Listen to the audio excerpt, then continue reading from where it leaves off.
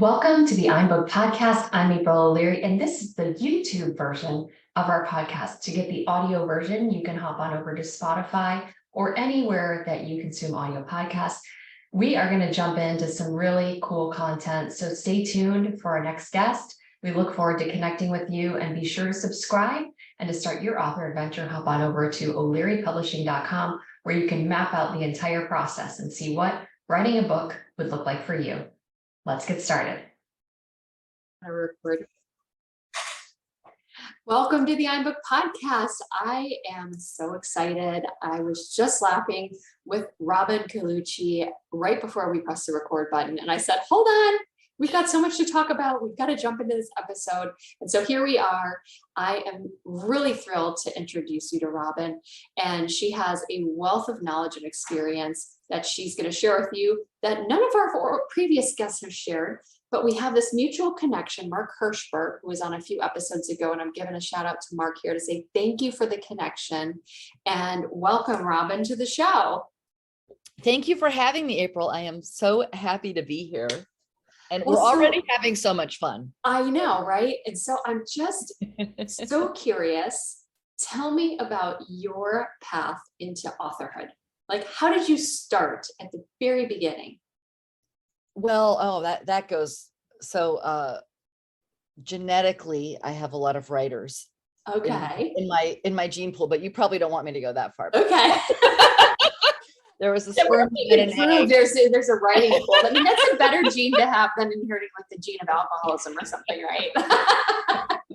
Although maybe those two go hand in hand. I don't know. Like a lot of writers, who knows? Yeah, anyways, go ahead. Anyway, but skipping ahead a few years. But I have always had a natural interest in writing, and I when I was getting ready to go to college, my mother suggested that I major in journalism because, and I quote, that way you can get paid to write, which is kind of makes me chuckle now, because journalism, you can't get very well, you never could get paid very much to be a journalist, but it's gotten worse.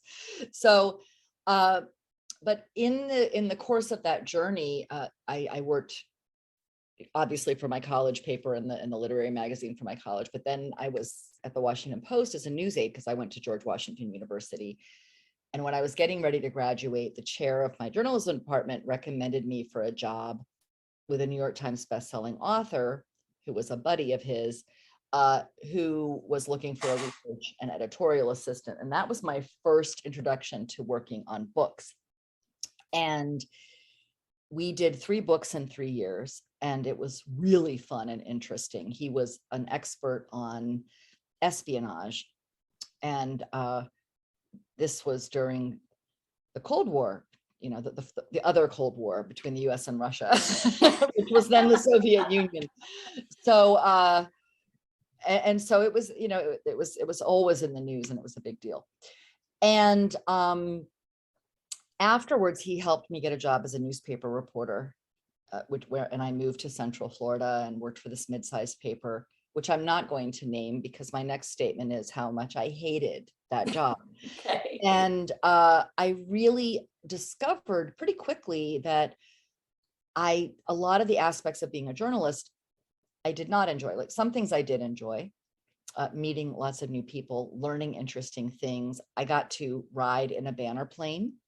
Ooh, okay, that's fun. Pretty That's a cool. nice perk.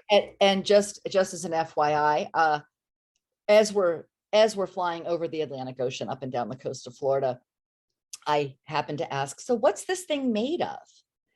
And the pilot says, and by the way, we're like this far apart, you know, I'm holding up my hands. It's a tiny plane. You can only fit 2 people. And I say, what's this made of? And he says, paper. I'm like, oh, wow, I'm in a paper airplane above a giant body of water. Like, this is wonderful. Anyway, treated paper. Anyway, I digress. So there were some fun moments, but overall, I didn't like the hours. I didn't like the pay was terrible. And I just thought, I don't want to do this. So I got out of publishing. I moved to Colorado, another long story, founded a personal fitness training business and grew it and for 10 years. And started to realize it's not my thing. Either it's been fun, but it's not my calling. And I was going to be a business coach for wellness professionals because I went on to sell that business. And I realized in the 10 years I did that business that wellness professionals, by and large, are very passionate and great at what they do. And they're terrible business people. At least this is back in, 2000. And so I sold that business and I was going to coach wellness professionals. And I did. I coached them. I helped one person avert bankruptcy and sell her Anytime Fitness franchise for $60,000 3 months after we started working together. She was about to go bankrupt. So good stuff. Interesting things started to happen, April. Some of my clients started to say, well, what I really want to do is write a book. And I was like, totally can help you with that. And I started helping people with their books and they started to get above average to extraordinary results. And then I realized it wasn't publishing I was leaving that I wanted to leave. It was newspaper reporting that I wanted to leave. And so since 2000, I've been back in the publishing game and have gone on to, help a lot of people get their books traditionally published and, a couple New York Times bestsellers and things like that. So good stuff. Which is amazing. But you're also an author yourself. I am an author myself, but honestly, that was not my goal. I realized it was getting embarrassing by 2013. I was like, maybe I should write a book. Yeah. It's kind of like I was so busy writing other people's books or coaching other people to write their books. So I wrote How to Write a Book That Sells You. And I think you'll relate to this because it hits on something we were just starting to chat about before the interview, which is the reason I wrote that book in particular about that topic is that a lot of people make the mistake of thinking that the key to being a successful author and the only thing that matters is being a best-selling author. And that has created all kinds of layers of issues. But I think the most damaging is that for most authors, being a bestseller is the last thing you need to worry about. And especially if you haven't signed a contract with a publisher promising to sell a lot of books. And I say that because really the value of what a book can bring to you and to your life is what you do with it. And whose hand, who buys the book? Or maybe it's not even about who buys the book. Maybe it's about who you give the book to. I had one client who was a consultant who specialized in mergers and acquisitions. And he did both sides of the deal depending on who was his client. And so I helped him with a book. His name's Keith McCaslin, and I helped him with a book called Due Diligence Secrets. And in that book, he talks about this is what the acquirer needs to do for their due diligence, and this is what the seller needs to do for their due diligence. And the cool thing is either side could read the book and know not only what to look for, but what to prepare for. Mm-hmm. So it was a really helpful book. And nobody had done that, by the way. And he self-published the book because it's not like there's millions and millions of people doing M&A every day, So he self-published it because it's a really niche topic. But what he did was he utilized that to send to highly targeted business leaders who may be gearing up for that kind of a relationship. And I mean, these are big deals with commissions. You get one book into the right hands, that could be $100,000 or $1 million consulting gig. Mm-hmm. And so does Keith need to sell 100,000 books, or should he just be focused on getting 100 books a year into the right people's hands? Right. It's so interesting. We talk about that often around here, is that how many copies can I sell? And, what's going to be my royalty per copy and that kind of thing, because the truth is we all know that the royalties are very minimal at best, even if you self-publish, and especially with the rising print costs and all of that kind of thing. But if you think about the bigger picture about how is the book going to work for you, how is it going to speak on your behalf? How is it going to attract the right clients and that kind of thing?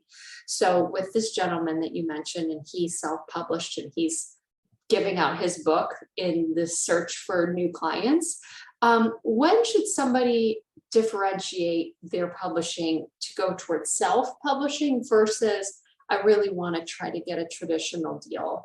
Yeah, that's a great question. And before I answer that, I just want to throw in though, even my clients who've gotten multiple 7-figure book deals, I still tell them the same thing. Your ROI comes from what you're going to do with that book. Mm-hmm. Even when you got a great book deal, it's still the tip of the iceberg. So nobody should be thinking about book sales as the primary revenue stream. Mm-hmm. So yeah, when you're weighing the self-publishing route versus traditional, the first and foremost thing that I always say to people is do not make this an ego-based decision. And I mean that both directions. So some people, like you don't want to say, well, I just have to get a book deal because anything else, I'm just too good for anything else. And you don't, and all, it could be equally bad to say, well, I'd love to have a book deal, but I don't think I could ever qualify for that. And so those ways of thinking of it, just wipe those off the table because that's not the right way to think about it. The way to think is strategically.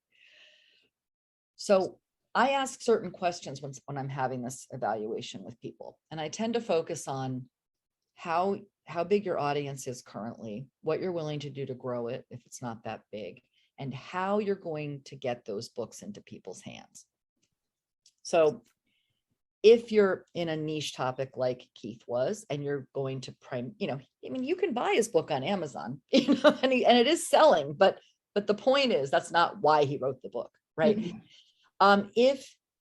So that would be one reason to self-publish on its own. He also has a highly niched market. It's, like I talked about before. So if you have a really niched audience and it's not necessarily a big audience, but it's a really engaged audience, then you might be better off self-publishing. Or going with a reputable hybrid press, such as yours. But if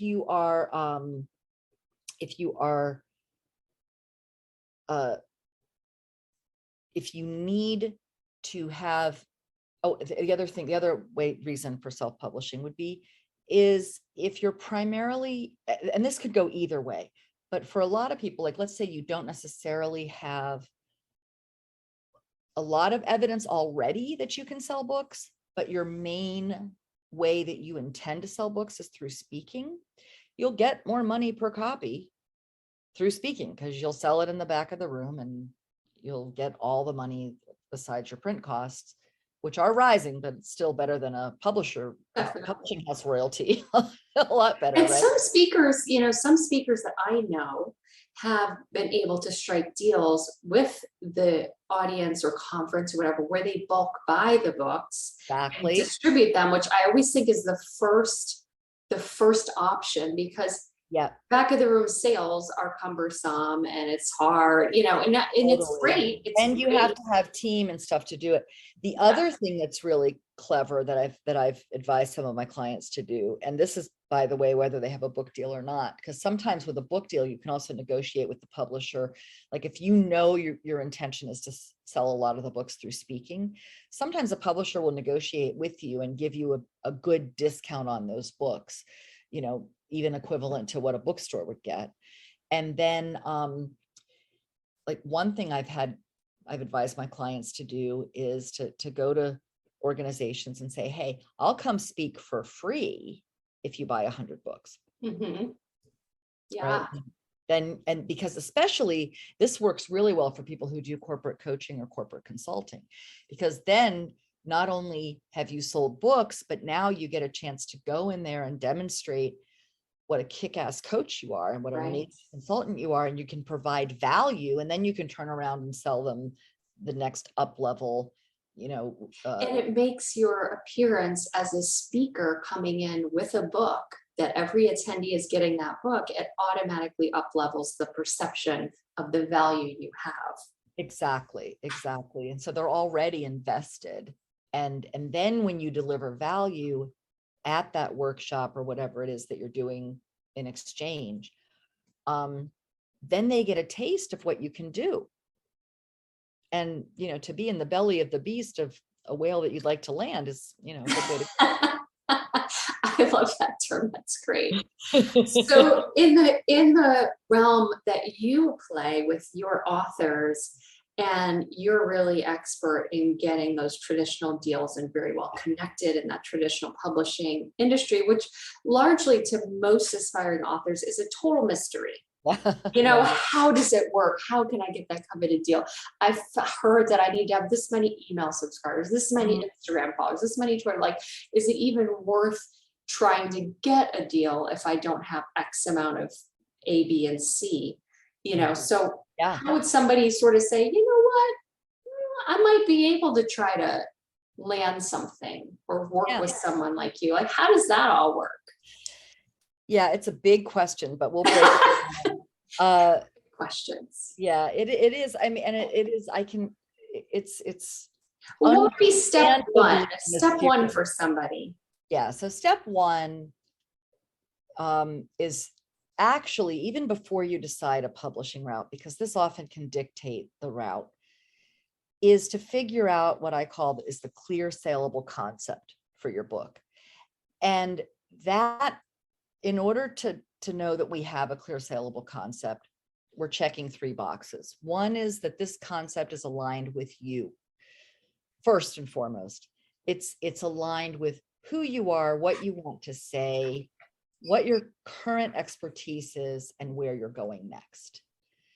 Because if it doesn't align with you, any publishing route will fail. Period. Right. Number 2 is it has to be a match for your ideal reader. And this is important, what they already know that they want, not what you know that they need, because you don't meet them there. You meet them with what they know that they want. And you need to understand who that ideal reader is. One tactic that a lot of people use, and I think kind of messes this up, is so when I say you got to know who your ideal reader is, do not build an avatar of an imaginary person. That is not what I'm talking about, because you will miss the nuance that you need to understand about this person. So the best way to figure out your ideal reader is to think of someone, ideally, who you know, who you've been in the same room with, who you've had a conversation with. And you want to focus on the psychology of the person more than the situation or circumstances. So psychographics over demographics. Because it's the psychology, it's the emotional life of people that drives their buying decisions. And that includes books, and also how engaged they'll be in what you have to say. And so it's about really understanding, and we have exercises we lead people through, but it's about really understanding who that person is and what they want, you know, what's keeping them up at night. And finally, your book concept, your clear saleable concept, must be unique in the marketplace. The test that we use to figure out if we've got that or not is if we can honestly say with evidence, this is the first book ever to, and we fill in the blank and complete the sentence, then we know we've got it. And we do that by looking at other books that are already out that were published in the last 5 years. Don't go back farther, please, because it doesn't matter in terms of the market. If it's older, it doesn't matter really. Although I'd say, like, if it's the 25-year anniversary edition of a book that's a perennial bestseller, then maybe you can add that to your list. But other than that, no. And we're looking for, okay, here's what the other experts in your field are saying. What are you bringing to the conversation that no one else has done? And I believe whether you self-publish, whether you hybrid publish, or whether you traditionally publish, you must meet that bar. period. So I take every single client who comes into our organization through that process, regardless of how they think they're going to publish. In my view, quality-wise and relevancy-wise, there should be no discrepancy between a self-published book, a hybrid book, or a traditionally published book. The reader should not be able to tell the difference. Now, we know plenty of evidence that that is not the case. Yeah, that's why people work with me, like a hybrid publisher, if they choose not traditional, because self-publishing on your own with no help does not result in a high quality product typically. No, it often does not, because you don't know what you're looking at. You don't know what to look for. And the problem, and I'll just digress a minute. I think you'll appreciate this. And this is a good plug for, you know, I'm not looking for a plug, but go ahead. No, but I mean, but you know, here's the thing, because there are, you know, book packagers or hybrid publishers who understand the standards. But if you work with somebody who does not, and you end up with a book that, say, like the margins in between, you know, in the gutter of the middle of the book go too deep into the center of the book, or the headers are uneven, or there's a lot of errors and, you know, things that were missed in editorial. Those are, and there's a hideous cover that just screams, I'm so-and-so's ugly baby. You know, the problem is not only that you don't know what to look for, you don't know that these things are wrong specifically, or what to tell the person who's doing this to give them feedback to help them correct it. But what's even worse, in a way, is that the reader doesn't know either. But what they do know when they're reading the book is something feels off, because they've read traditional books, traditionally published books that are formatted properly. So they say to themselves, something about this is off. It's wrong. And guess what? They don't know it's the layout. So what are they going to assume? Yeah, it's you. It's you. Yeah.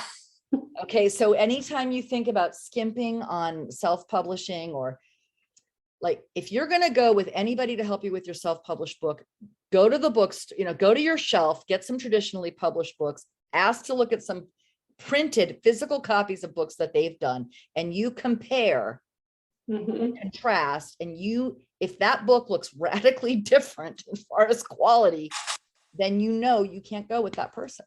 Yeah. Because your book's going to look radically different in quality, and I don't care how much cheaper it is. Just go with somebody who knows what they're doing. Now, where were we talking? So we were talking about deciding. Is that where we were? Deciding it, if you're in the market for thinking, and not just an ego decision, like you said, there's some people who live in a delusional world that they want to keep their manuscript until they get their, they get discovered. It's like the person who sings at a karaoke bar thinking that some producer is going to take them to Hollywood, that is so rare. That will never happen to you. Just get to work and figure out how to grow your career yourself, right? But for the person who's maybe at that tipping point, where they could potentially, like you're talking about, you've worked with people who you've really sold manuscripts to big time deals. I mean, I don't sell the deals. So yeah. You don't sell them, but you've helped create the content, the awareness, that the attractive qualities that the author needs to be able to be seen by a traditional publisher. And how do they compare? What do they have different or more or better? Absolutely. So the first thing is they have a clear saleable concept, right? And that's why I don't even decide the publishing route until we have that nailed down, because a lot of times that dictates, like if the clear saleable concept is for a tiny audience, then that automatically puts us in the self-publishing category, right? But if the topic is for a bigger audience, then we're opening the door to, okay, is this author viable and ready for a book deal, right? So there's really, the concept is what I'm looking at first, because if this is the concept that the author is passionate about, that's the book they should write.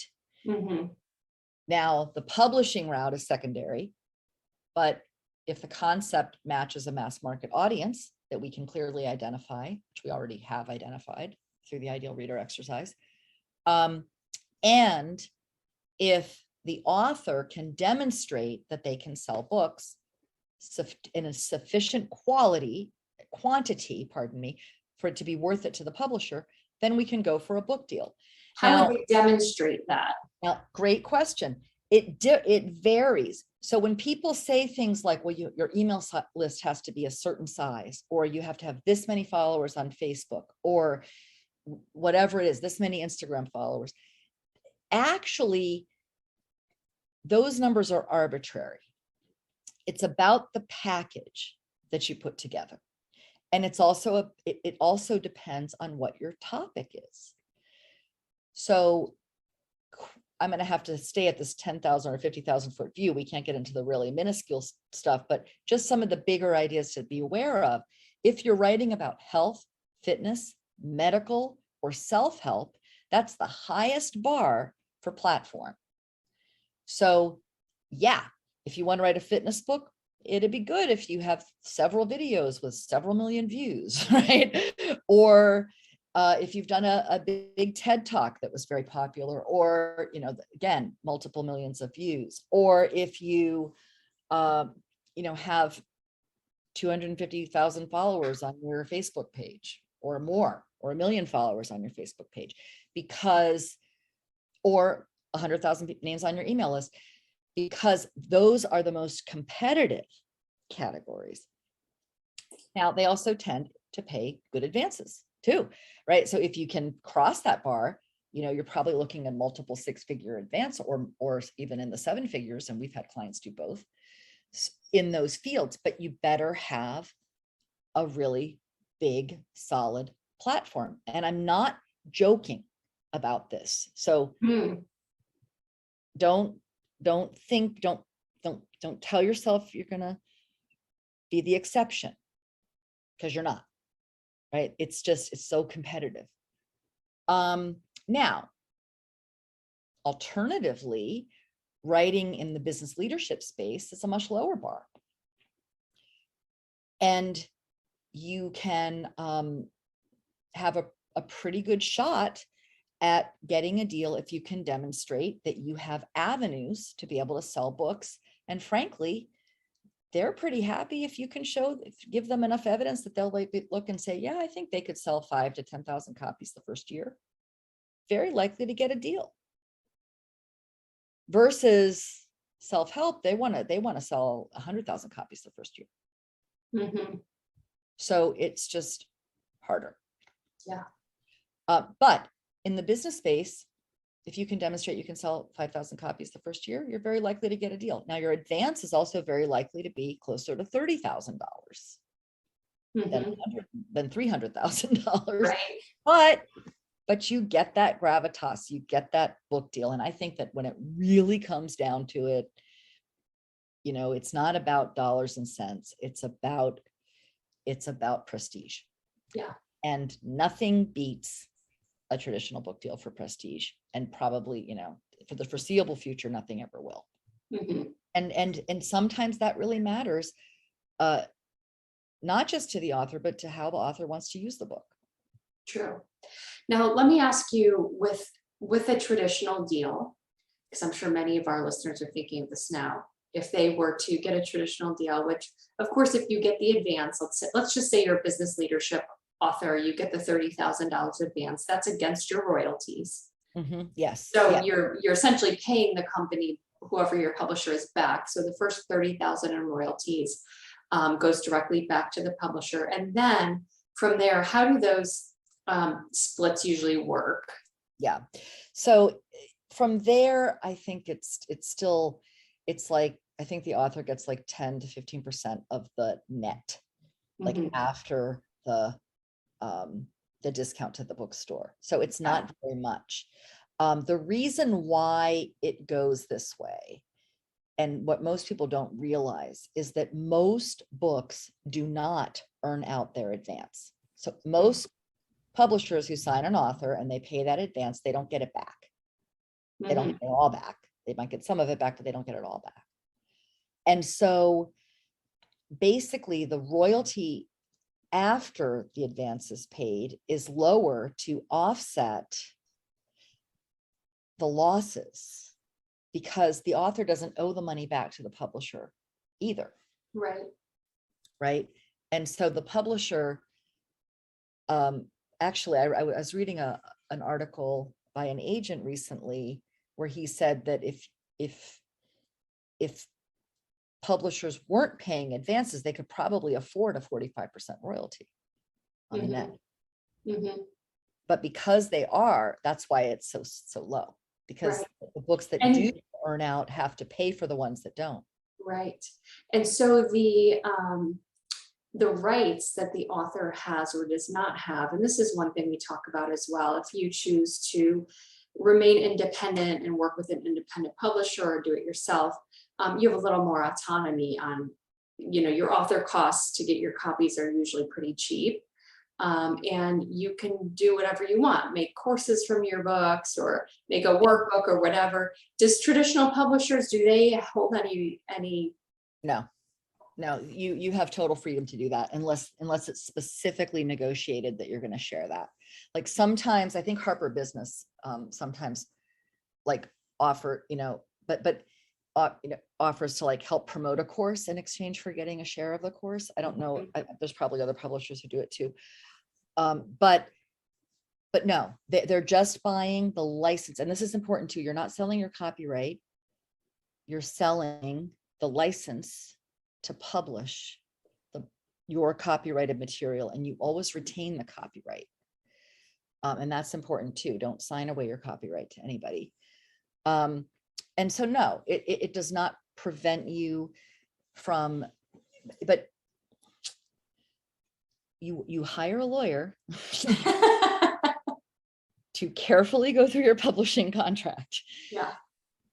But because I actually have seen, I'm not going to name names, but I have seen a well-known publisher have their contract, which does try to do an IP grab and take the rights to the material regardless of format.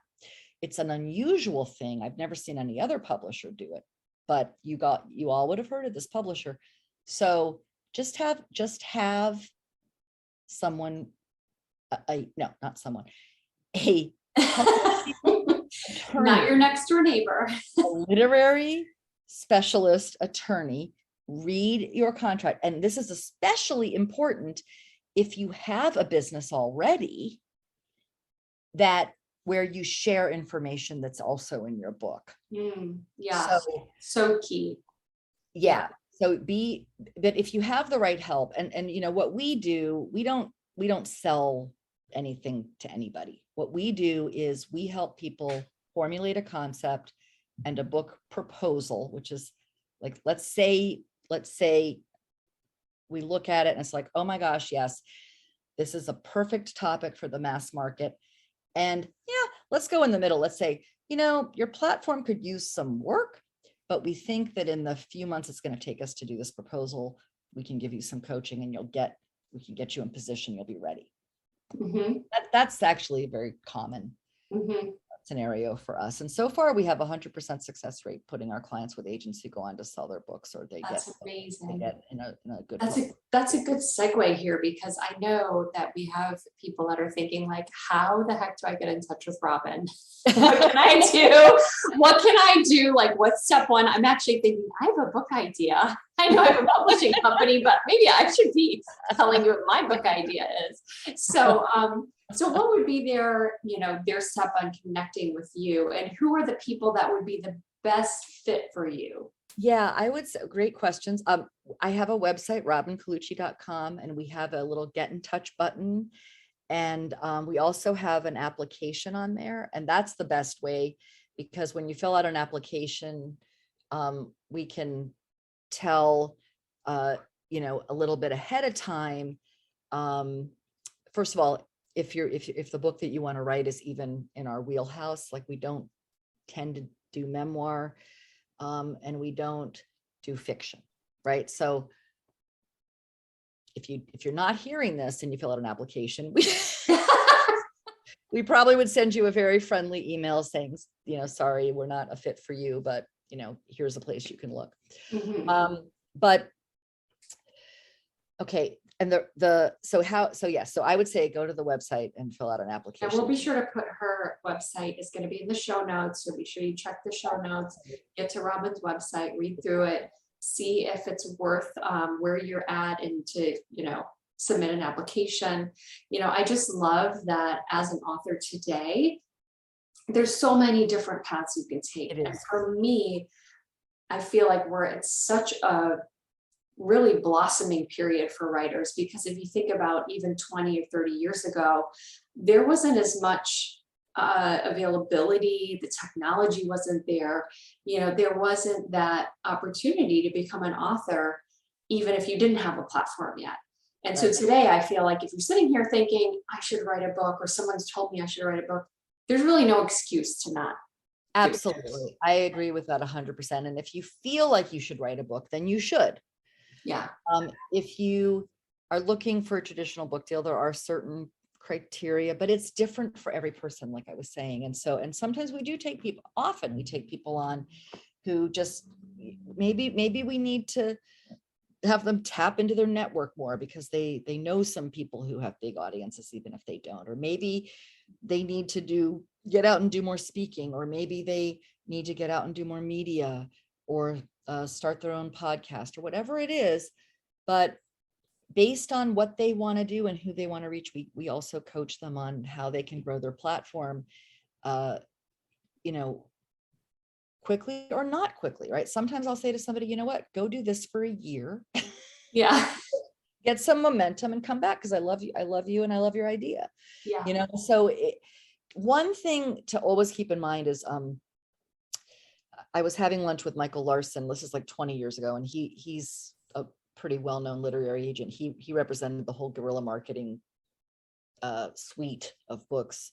So that's probably what he's most known for, but he's done a lot of other important books.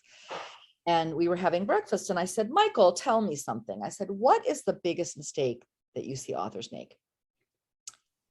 And he said, impatience. And I'd say, if you're going for a traditional book deal, get ready to be patient. I mean, we took a client with no platform, but he had a good network, and we helped him conceive his idea, do his book proposal, place him with a literary agent who went on to sell his book that was out within 12 months of our first conversation. That almost never happens. So but those things do happen sometimes. They do happen, but I don't know anyone. I know very few people with this particular person's agility with speed and their work ethic. So and he was highly coachable. And like, literally, I would say, go do this. And I'd think, okay, I've got him. I something to chew on for a minute. And then he'd be, okay, I did it. Now what? And I'd be like, holy God. Okay. Mercy. Yeah. Most of the time it does not go that way. And sometimes it's about you developing yourself before you go for it. Sometimes it's just about, hurry up and wait, because that's a lot of the publishing industry. But anyway, basically the book proposal is the next step. Let's say we take you on as a client and we're like, yep, that's what we need to do. So we help with the book proposal, which is kind of like a business plan for a book. And we're going to show first the agent and later the publisher, they use the same document really. Why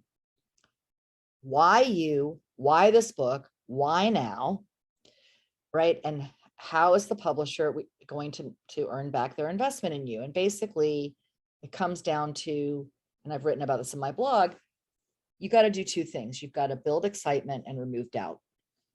That's it. But you got to do it at every single juncture of the proposal. Yeah. Excitement, remove doubt. From your overview statement to your about the author to your sample chapter, everything in between, you've got to do that every step of the way, over and over and over again. And I think that's how we've been so successful at helping our clients get signed and then go on to have their books sold. So that's that. And then when the book is sold, we help them write the book typically. And sometimes if the person knows for a fact they're going to want to publish that book, whether or not they get a book deal, we can actually help them save 6 to 8 months off the whole process if we actually write the manuscript concurrently with the proposal. Mm.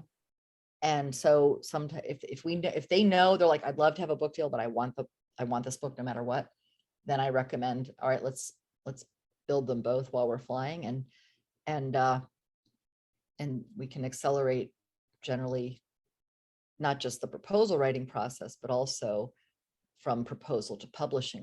We can sometimes shave 6 months or more off of that process because we can turn in the manuscript as soon as the publisher buys it instead of 6 months after. Yeah. Which I'm sure they love, by the way. Yeah. I mean, it gives them more flexibility. I mean, I've had publishers sit on a book for 5 months because they wanted to publish it in the spring instead of the fall, so, and you have to respect that too. One of the things that I think is kind of, that I want to correct, because there is this misperception that like, well, when you sign with a publisher, you just give up all control. That's not really true. I mean, is it true that at the end of the day, the publisher has the final say on your cover and, your pub date and stuff like that? Yes, it is true. That's what they paid for when they paid you the advance. But a couple of things to keep in mind is you're also getting a very professional team who's going to be doing this and making these decisions, and they know what they're talking about. But also, I have never once, and I've been working on published books. The first published book I ever worked on was, back in 1986. Okay, so so yes, I know I don't perk our ears up a little bit more, right? So I have never once had an author with a traditional publisher end up with a cover they didn't love. Mm-hmm. Okay, so the publisher, or a book that they were like, ew, so yes, the publisher has final say, but what people leave out when they use that as a reason not to go for a traditional book deal is that the publisher wants you to love your book, because guess what? They need you to love your book. Yeah. Or you're not going to sell your book. Mm-hmm. So I just don't want people to be under the impression that the publisher is like some authoritarian tyrant who doesn't care what you want. Nothing could be farther from the truth. They want you to love that book and everything about it. But if what you want is just awful, unlike self-publishing, they're not going to let you do it. Mm-hmm. Yeah. Good. Yeah. That's sort of that's the rock and the hard place we come to at some junctures, because in the hybrid publishing world, we do allow the author to really have the final say because they are our client. We don't purchase the right to their book. We do license it so we can publish it for them because we handle all of that, but we don't, I can't give someone thumbs down on their cover idea, even if I don't really like it. Really? I can say, this is probably not, but some authors are very, they have in their mind what they want. And it would be like, my mom is a great example, and she doesn't listen to my podcast, I don't think, because she doesn't even know what podcasts are. So I can safely give this example. She has always wanted this certain hairstyle, a certain haircut. Right. And she's had the same haircut. And it's literally like today, in today's world, she will go in and they don't even know what she's talking about. And she complains because she's like, I don't know how they don't know what's a wedge, And I'm like, I was like, that is just not in trend anymore, Mom, And so, but, if she brings a picture and she shows them what she wants and she's willing to pay them, and they'll do it. They will do it. So Yeah. so that's sort of the trick is and I also like to say, if you are an author who is not going for a traditional publisher, but you do hire and work with a professional independent publishing company, let them do their job. because they're also professionals. Our head editor is a Harvard grad. She's exceptional. We have our great designers and such. And so letting go of control and letting things flow, be like hiring an interior designer and saying, but I want orange shag carpeting. And they're Right. like, that's really not in. I guess I could order it for you, but why did you hire me? So I'm a big fan of, this comes up like if you have getting work on your house, right? Like I've been doing some little modifications to my house and, they're like, well, do you think it should be this or this? I'm like, okay, you are the expert. I hired you because you know what you're doing. Right. And I think this is out of my domain. I think you should decide. Right. And they're like, everybody's cool. with that. Yeah. And I think that, I've literally had clients, obviously I can't stop them, but like, because when I work with self-published clients, this is exactly what we're talking about, is exactly why I beg them, please show me your cover before you finalize it. I'd like to see what you have in mind. And I have rescued many covers. Yeah.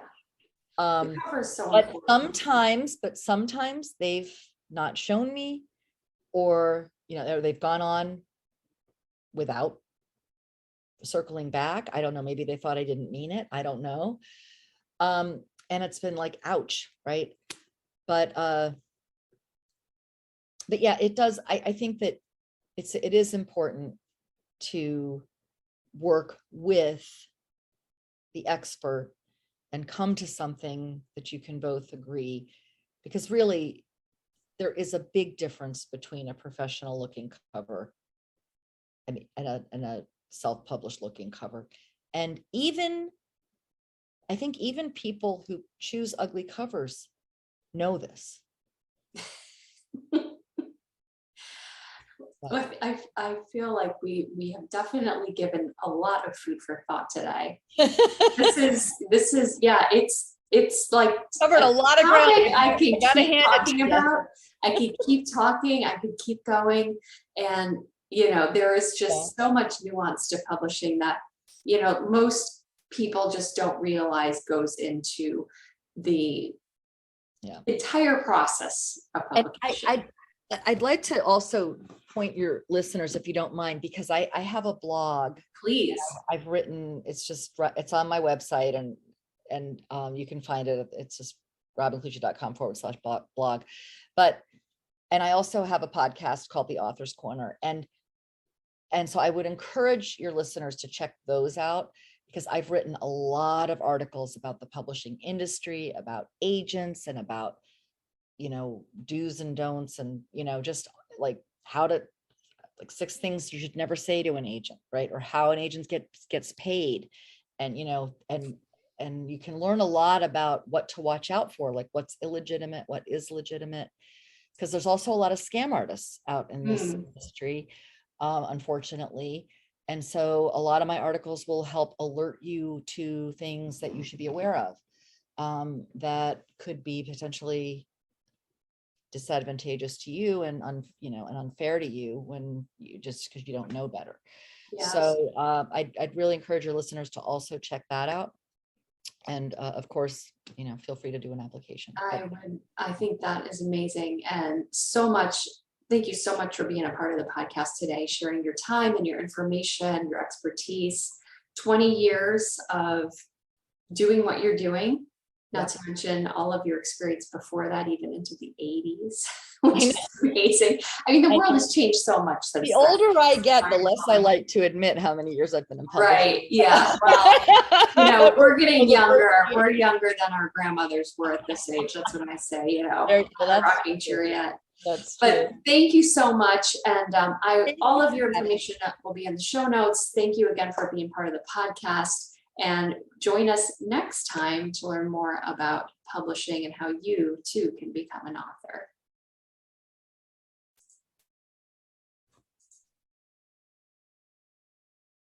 So this has been another episode of the iBook Podcast. I'm April O'Leary signing off.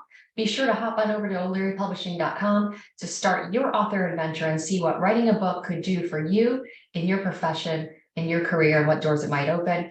We thank our guests for being a part of the show today, and be sure to subscribe to podcasts here on YouTube. We look forward to serving you and helping you get your book out into the world.